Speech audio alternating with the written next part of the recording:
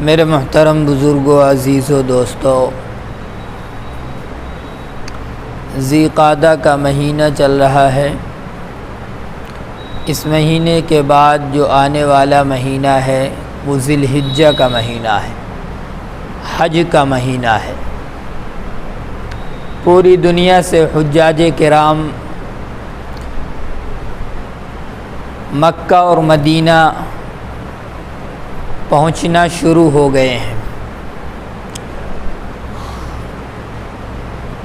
میرے بھائیوں، جو آیت کریمہ میں نے پڑھی ہے، اس آیت کا تعلق بھی حج بیت اللہ سے ہے۔ اسلام کی بنیاد 5 چیزوں پر ہے۔ بنی الاسلام علی 5: شہادت ان لا الہ الا اللہ وان محمد رسول اللہ واقام الصلاۃ وایتاء الزکاۃ وصوم رمضان وتحج البیت ان استطعت الیہ سبیلا۔ یہ 5 چیزیں ہیں جس پر اسلام کی بنیاد ہے۔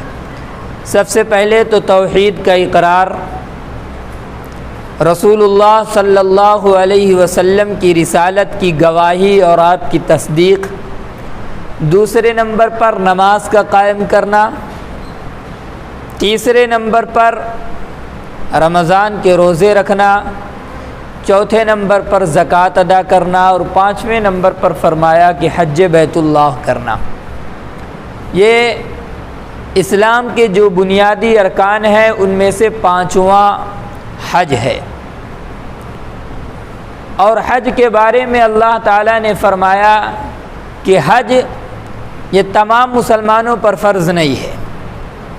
جیسے نماز سب پر فرض ہے، روزہ سب پر فرض ہے، اس طرح حج سب پر فرض نہیں ہے، بلکہ جو اس کی طاقت رکھتے ہوں، استطاعت رکھتے ہوں، اس پر حج کو اللہ تعالیٰ نے فرض کیا ہے۔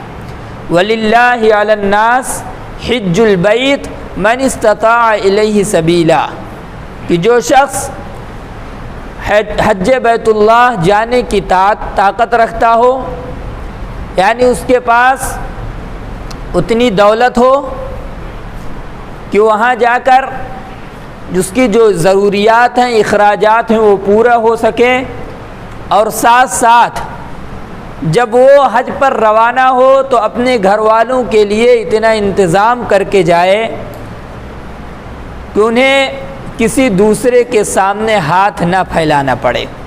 جس شخص کے پاس اتنا مال ہو، اتنی دولت ہو، اللہ رب العزت نے اس شخص پر حج کو فرض قرار دیا ہے۔ بہت ساری عبادتیں ہیں، جیسے نماز ہے، یہ بدنی عبادت ہے، اس کا مال سے، پیسے سے کوئی لینا دینا نہیں ہے۔ روزہ ہے، یہ بدنی عبادت ہے، لیکن زکوٰۃ اور حج یہ مالی عبادت ہے۔ حج تو مالی عبادت بھی ہے، بدنی عبادت بھی ہے، اس میں انسان کا مال تو خرچ ہوتا ہی ہے، ساتھ ساتھ 5 ایام ہوتے ہیں، 5 دن ہوتے ہیں جس میں حجاج کرام کو بہت محنت کرنی پڑتی ہے تمام ارکان کو ادا کرنے کے لیے، اس کے لیے طاقت کی ضرورت ہے۔ تو میرے بھائیوں، حج یہ اسلام کا 5واں رکن ہے۔ تو اللہ تعالیٰ نے اس شخص پر حج کو فرض قرار دیا ہے جو اس کی استطاعت رکھے، وہاں تک جانے کی اس کے پاس قوت اور طاقت ہو۔ میرے بھائیوں، حج یہ ایک عاشقانہ عبادت ہے۔ حج نام ہے حضرت ابراہیم علیہ السلام کی اداؤں کا، حضرت ہاجرہ سلام اللہ علیہا کے جفاؤں کا، اور حضرت اسماعیل کے وفاؤں کا۔ تینوں کی قربانیوں سے مل کر کے حج بنا ہے۔ ان کی جو یادگار ہیں، ان کی جو قربانیاں ہیں، انہی قربانیوں کو ادا کرنے کا، انہی قربانیوں کو پورا کرنے کا نام حج ہے۔ چنانچہ ہم اور آپ اگر غور کریں حج کے ایک ایک رکن پر، ایک ایک ارکان پر، تو پتہ چلے گا کہ ایک ایک رکن کسی نہ کسی کی یاد سے جڑی ہوئی ہے۔ اور ساتھ ساتھ حج کے ایک ایک رکن سے آپ کو اللہ رب العزت سے محبت اور عشق کا اظہار نظر آئے گا۔ چنانچہ غور کریں کہ جب ایک حاجی حج بیت اللہ کے لیے روانہ ہوتا ہے، سب سے پہلے اسے کس چیز کا حکم ہوتا ہے؟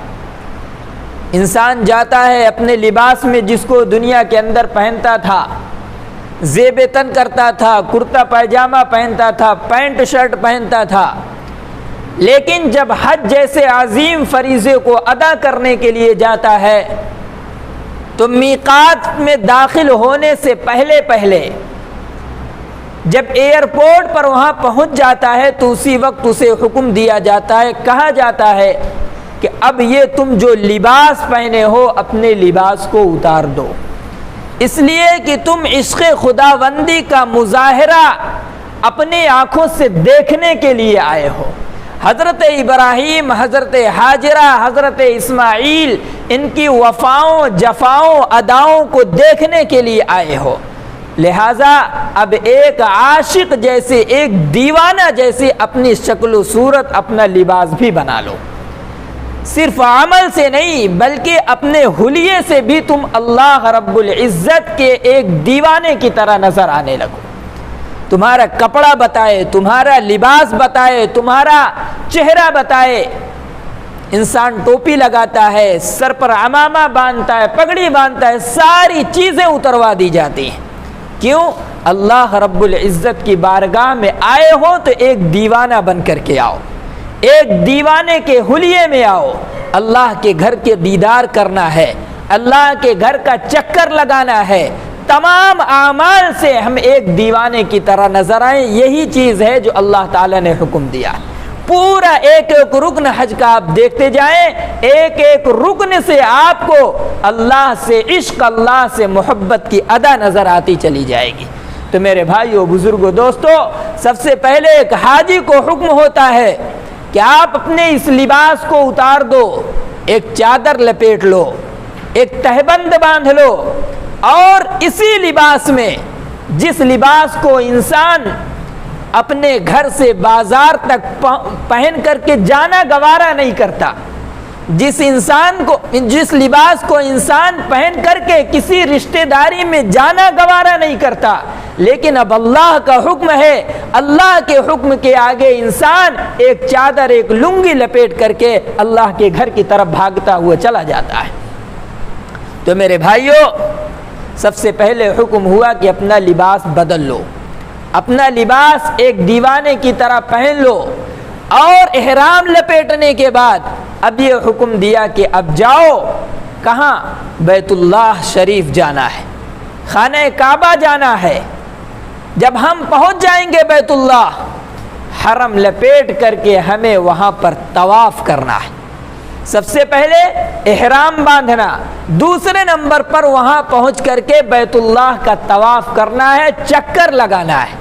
چکر لگانے کا کیا مطلب؟ میرے بھائیو، اس اللہ کے گھر کے، اس اللہ کے جہاں پر انوار و تجلیات کا ظہور ہوتا ہے، ایک دیوانے کی طرح اس کے کنارے ہم گھومتے رہیں، چکر لگاتے رہیں، ایک عاشق کی طرح کہ اللہ رب العزت کا حکم ہے اور ہم اس گھر کا چکر لگاتے رہیں گے۔ تو میرے بھائیو، بزرگو، عزیزو، حاجی وہاں پر چکر لگا رہا ہے، اللہ کی محبت میں سب کچھ بھول چکا ہے، اپنے وطن کو چھوڑ دیا ہے، اپنے گھر بار کو چھوڑ دیا ہے، اپنے ملک کو چھوڑ کر کے آ کر کے اللہ کی بارگاہ میں ایک ہی صدا لگاتا رہتا ہے، لبیک اللہم لبیک لا شریک لک لبیک ان الحمد والنعمت والملک لا شریک لک۔ یہ صدا ہر حاجی جب تک وہاں پر رہتا ہے، احرام کی حالت میں رہتا ہے، طواف کی حالت میں رہتا ہے، یہی صدا لگائے چلا جا رہا ہے، یہی نغمہ گنگنائے چلا جا رہا ہے۔ اللہ کی قدرت کا عجیب مظاہرہ ہے۔ اللہ اپنی نشانیوں کو دکھلانا چاہتا ہے۔ تقریباً 30 سے 40 لاکھ لوگ جمع ہیں، الگ الگ قبیلے کے لوگ ہیں، الگ الگ ملک کے لوگ ہیں، الگ الگ شکل و صورت والے ہیں، الگ الگ حلیے والے ہیں، الگ الگ زبان والے ہیں، سب کی تہذیبیں الگ ہیں، سب کے کلچر الگ ہیں، سب کی سوچ اور فکر الگ ہے، لیکن جب وہاں پر پہنچ جاتے ہیں سب اپنی زبان کو بھول کر، اپنے لباس کو بھول کر، اپنے کلچر کو بھول کر ایک ہی صدا لگائے چلے جا رہے ہیں، لبیک اللہم لبیک، اے اللہ میں حاضر ہو گیا۔ اللہ رب العزت اپنی قدرت کا مظاہرہ کرا رہے ہیں، دکھا رہے ہیں، اپنی نشانیوں کو دکھانا چاہتے ہیں کہ دنیا والوں دیکھو، یہ 30 لاکھ 40 لاکھ کا مجمع سب کچھ بھول کر کے اپنے ایک رب کو یاد کرنے کے لیے، راضی کرنے کے لیے میرے حکم پر ایک دیوانے کی طرح میرے گھر میں بھاگتا ہوا چلا آیا۔ میرے بھائیوں، حاجی جب یہ صدا لگاتے ہیں، یہ نغمہ پڑھتے ہیں، کیوں پڑھتے ہیں؟ اے اللہ میں حاضر ہو گیا، لبیک، اے اللہ میں حاضر ہو گیا، اللہم لبیک، اللہ میں حاضر ہو گیا، لا شریک لک لبیک، آپ کا کوئی شریک نہیں، اللہ میں حاضر ہو گیا، ان الحمد، تمام تعریف میرے مولا آپ کے لیے، والنعمت، تمام کی تمام نعمتیں دنیاوی اخروی اللہ آپ کے لیے ہیں، والملک، اے اللہ بادشاہت آپ کے لیے ہے، لا شریک لک، آپ کی بادشاہت میں آپ کا دوسرا کوئی شریک نہیں ہے۔ یہ ایک حاجی اعلان لگاتا رہتا ہے، یہ صدا لگاتا رہتا ہے، کیوں؟ میرے بھائیو، اس لیے کہ آج سے تقریباً 4500 سال پہلے خانہ کعبہ کی بنیاد تو جب سے یہ دنیا قائم ہوئی ہے تب سے بیت اللہ شریف موجود تھا۔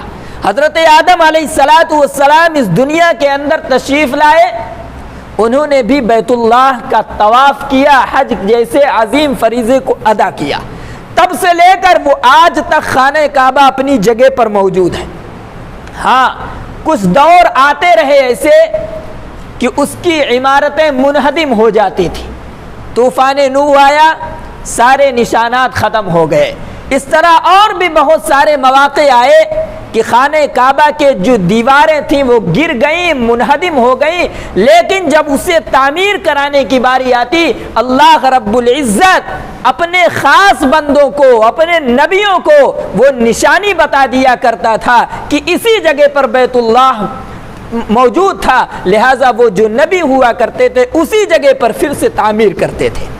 حضرت ابراہیم علیہ السلام کا دور تھا، آپ کا زمانہ تھا، خانہ کعبہ کی دیواریں منہدم ہو چکی تھیں، اللہ رب العزت نے حضرت ابراہیم علیہ السلام کو اس کی بنیادوں کے بارے میں بتلایا کہ اسی جگہ خانہ کعبہ موجود تھا، اور حکم دیا کہ اے میرے خلیل، اب یہاں پر بیت اللہ کی تعمیر کرو، یہاں پر کعبہ کی تعمیر کرو۔ حضرت ابراہیم علیہ السلام اس اللہ کے گھر کی تعمیر میں لگ گئے، اللہ کے گھر کی تعمیر میں مشغول ہو گئے۔ کون کون؟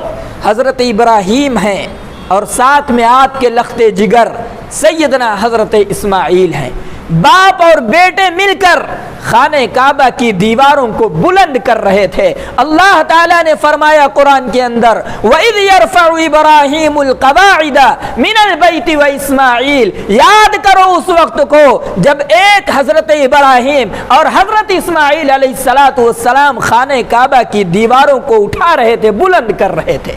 تو میرے بھائیوں، حضرت ابراہیم علیہ السلام نے اسر نو خانہ کعبہ کی تعمیر فرمائی۔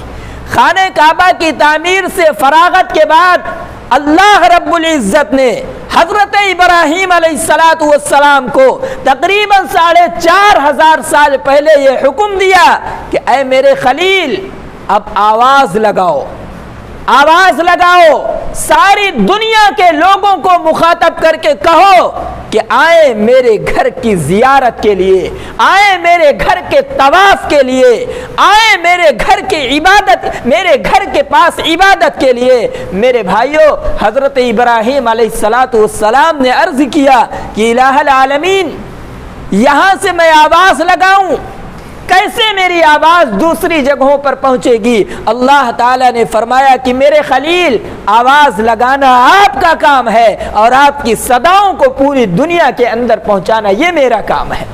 میرے بھائیوں، اللہ تعالیٰ نے اس کا ذکر 17ویں پارے کے اندر فرمایا، وَأَذِّن فِي النَّاسِ بِالْحَجِّ يَأْتُوكَ رِجَالًا وَعَلَى كُلِّ ضَامِرٍ يَأْتِينَ مِنْ كُلِّ فَجٍّ عَمِيقٍ۔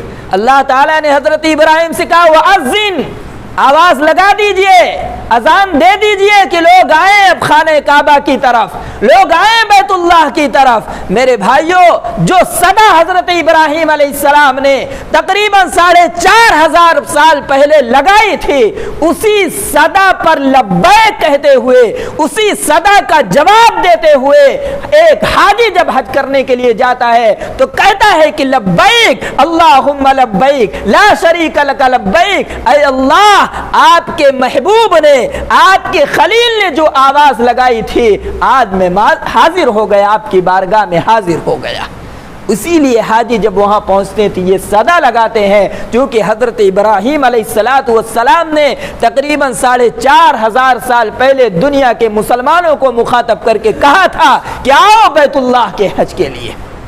تو میرے بھائیو، بزرگوں، عزیزو، حضرت ابراہیم علیہ السلام جب خانہ کعبہ کی تعمیر فرما رہے تھے، عجیب عجیب اللہ رب العزت نے اپنی قدرت کا مظاہرہ فرمایا۔ ہم اور آپ جب کوئی دیوار اٹھاتے ہیں، اس کو بلند کرتے ہیں، ہمیں اور آپ کو ضرورت پڑتی ہے جب تک کھڑے ہو کر کے جوڑنے کی ہمت رہتی ہے جوڑتے ہیں، اس کے بعد پاڑ باندھ کر کے اوپر چڑھ کے دیوار کی جوڑائی کرتے ہیں۔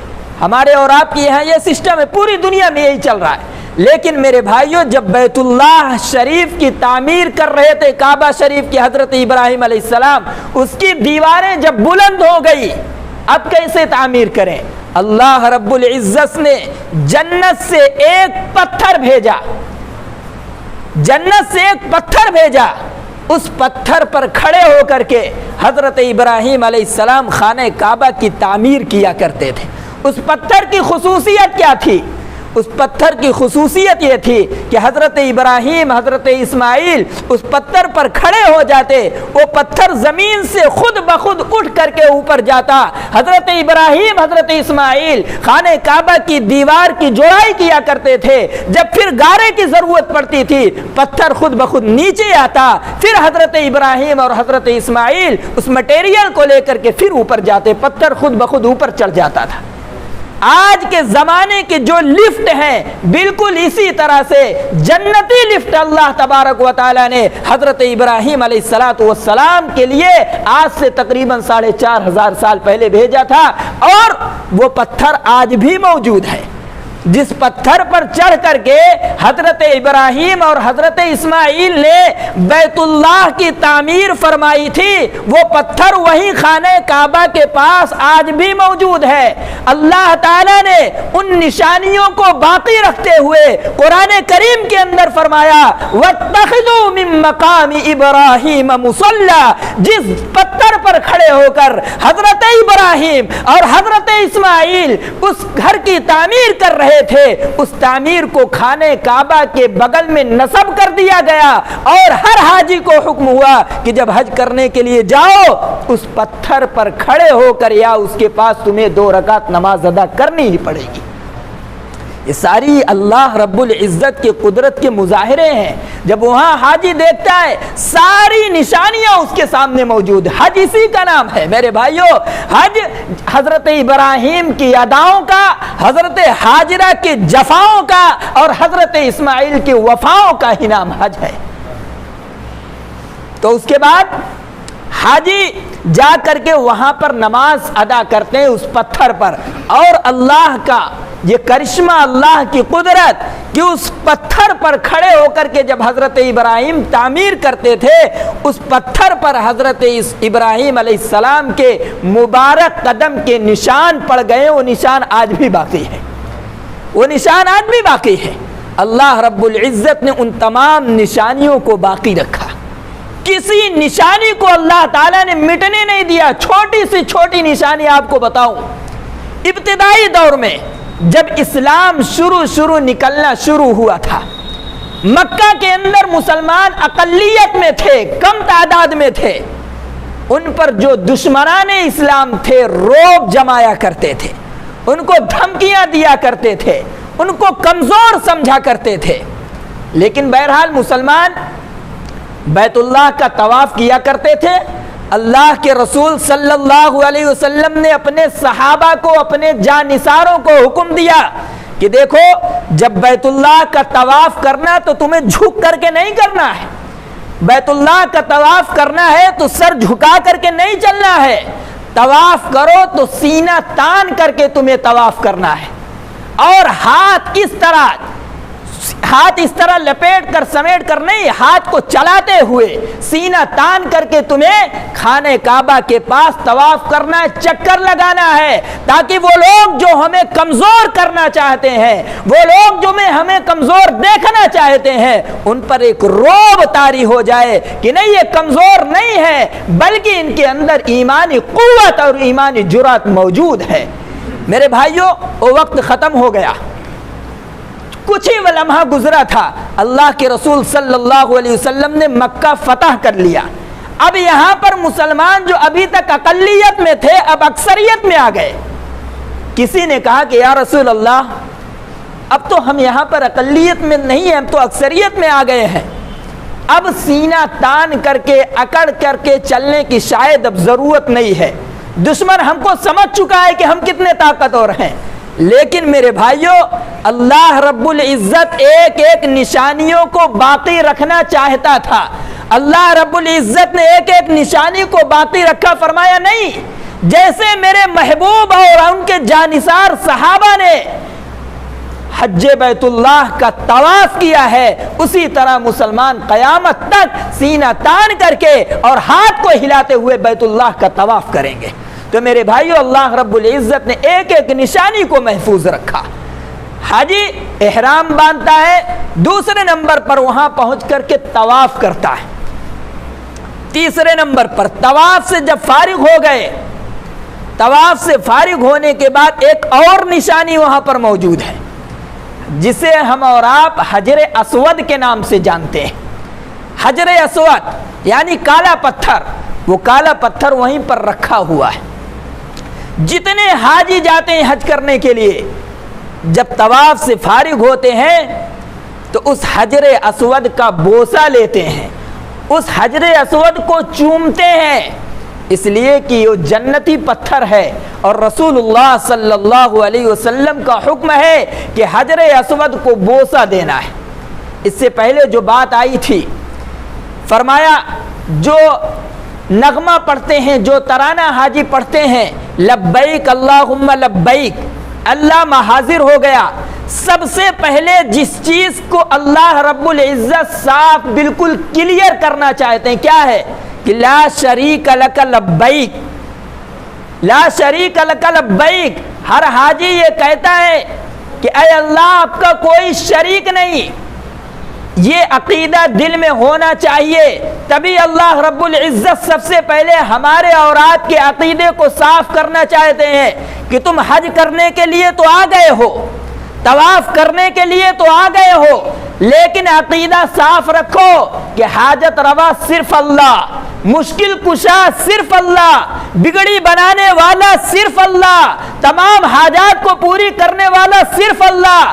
اس بات کا عقیدہ بناؤ، سب سے پہلے کہو کہ لا شریک لک لبیک، اے اللہ آپ کی ذات میں کوئی شریک نہیں، آپ کی صفات میں کوئی شریک نہیں، ساری دنیا کو چلانے والے آپ ہیں۔ سب سے پہلے یہ عقیدہ اللہ تعالیٰ نے صاف کروایا، کیوں؟ جب تک ہمارا عقیدہ یہ صحیح نہیں ہو جائے گا نہ ہمارا طواف قبول، نہ ہماری عبادت قبول، نہ صفا اور مروہ کے درمیان صحیح ہماری قبول، نہ ہماری قربانی قبول، نہ ہمارا بوسہ قبول، نہ مقام ابراہیم پر جو ہم نے نمازیں پڑھی وہ بھی قبول۔ سب سے پہلے اللہ نے فرمایا کہ لا شریک لک لبیک، سب سے پہلے اس بات کو کلیئر کر دو کہ اللہ کے علاوہ کوئی شریک نہیں۔ کس لیے کہ اللہ تعالیٰ نے فرمایا کہ میرے بندے تو یہاں آیا ہے اپنے گناہوں سے معافی مانگنے کے لیے، اپنے گناہوں سے توبہ کرنے کے لیے آیا ہے، اتنی رقم خرچ کر کے آیا ہے، اگر یہاں آنے کے بعد بھی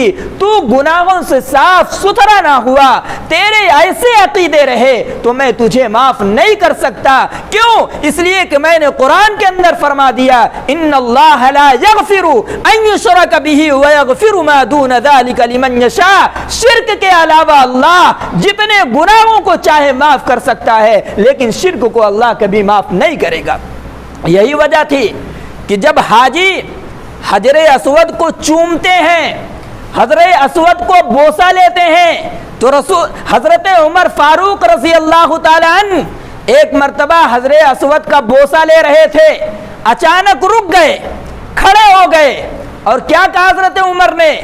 اے پتھر، حجر اسود کو مخاطب کرتے کہہ رہے ہیں اے پتھر انکا حجر، میں جانتا ہوں صرف تو ایک پتھر ہے، تیری حیثیت صرف ایک پتھر کی ہے، لا تنفع ولا تضر، تو کسی کو نفع نہیں پہنچا سکتا، تو کسی کو نقصان نہیں پہنچا سکتا، تیرے اندر نفع اور نقصان پہنچانے کی قدرت نہیں ہے، طاقت نہیں ہے۔ ہاں میں تجھے اس لیے چوم رہا ہوں کہ میں نے رسول اللہ کو چومتے ہوئے دیکھا ہے، میں تجھے اس لیے چوم رہا ہوں کہ میں نے ابو بکر کو اپنے آنکھوں سے چومتے ہوئے دیکھا، عثمان و علی کو اپنے آنکھوں سے چومتے ہوئے دیکھا، اس لیے میں تجھے چوم رہا ہوں، ورنہ مجھے معلوم ہے کہ تو نفع اور نقصان کا مالک نہیں ہے۔ تو میرے بھائیو بزرگوں، حاجی جب حج کرنے کے لیے جاتا ہے تو اللہ رب العزت سب سے پہلے اسی چیز کو کلیئر کراتا ہے کہ اپنے عقیدوں کو صاف کر لو، اس کے بعد آؤ میری بارگاہ میں توبہ کرو، میں تمہاری توبہ کو قبول کرنے والا ہوں۔ ایک لمبی نشانیاں ہیں